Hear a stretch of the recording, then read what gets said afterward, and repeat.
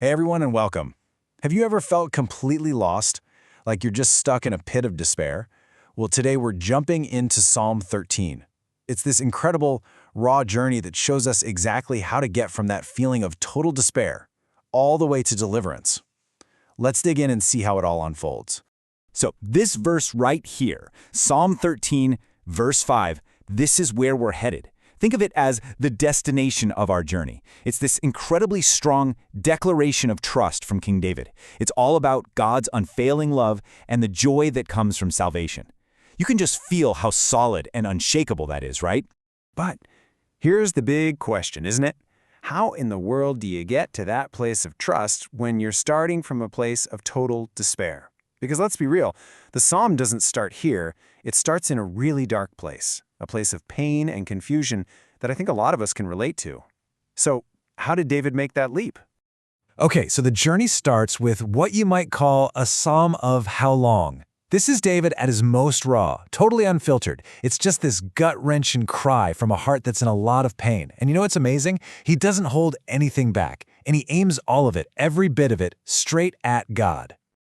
Yeah, that question, how long, Lord? It just echoes through the first few verses.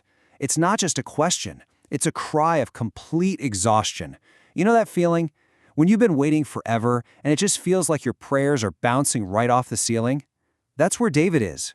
And then, wow, the questions get even more intense, more personal. Will you forget me forever?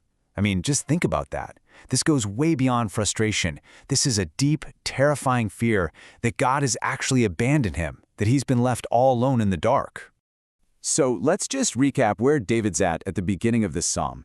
He feels totally forgotten by God, the very one he's supposed to trust. He's drowning in sorrow. He's frustrated. He's scared. I mean, this is rock bottom. This is the foundation of his despair. But here's what's so fascinating. It's what David does with all that pain. You'd think a crisis like this would push him away from God, right? But he does the opposite. It actually becomes an act of faith that pulls him closer. And this, right here, is our first big takeaway. And here it is, the first critical step he takes. He doesn't fake it. He doesn't put on a brave face or pretend everything's fine. Nope. He takes all that raw sorrow, all that frustration, and he turns and marches right toward God with it. He lays his complaint at the feet of the only one who can actually do something about it. We can call this honest faith. It's this idea that God actually wants our real, genuine feelings. He's not asking for some polished, perfect performance. What he wants is a real relationship. You know, the kind that's strong enough to handle our biggest questions and our deepest, messiest hurts. So after David just lets it all out, pours out his heart, something happens, something pivotal. You can feel the entire emotional tone of the psalm start to shift. But get this, it's not something that just happens to him. It's something David chooses to do. Right there, smack in the middle of all his pain, and there's no sign that anything on the outside has changed at all, David makes a choice. A conscious, deliberate choice. And folks, this is the turning point of the whole psalm.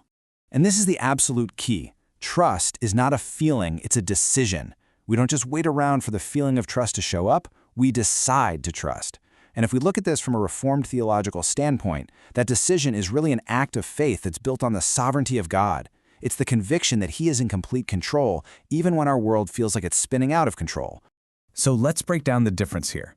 On one hand, you can just react to your feelings, right? That means you're just waiting for things to get better, feeling totally overwhelmed, and just kind of hoping for a change. But making a decision is completely different.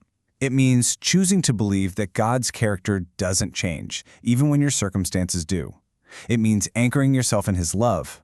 That's true perseverance, actively holding on to God's goodness and making hope a choice for right now, not just some far-off wish.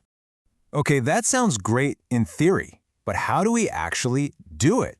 If trust is a choice, what does that look like in real life, especially when we're the ones crying out, "How long, Lord?" Well, the Bible actually gives us some really clear practical steps. All right, here we go. Step 1. You have to actively remind yourself of God's faithful love. It's like you're preaching to your own heart day in and day out. Step 2. You make that conscious choice to trust, even when, and especially when, you don't see any immediate changes. And number 3, you deliberately shift your focus. You take it off your problems and put it onto God's character. You praise him for who he is, not just for what he does for you.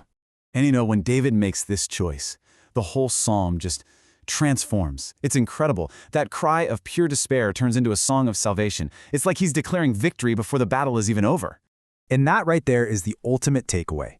The psalm doesn't wrap up with a neat little bow where God fixes everything. It ends with a song of praise. David's heart can rejoice because his confidence wasn't in his situation changing, it was in his unchanging God. His hope was anchored in something so much bigger, his salvation. So this brings it all back to us, doesn't it? In the middle of whatever it is you're facing, whatever you're waiting for, how can you follow David's example?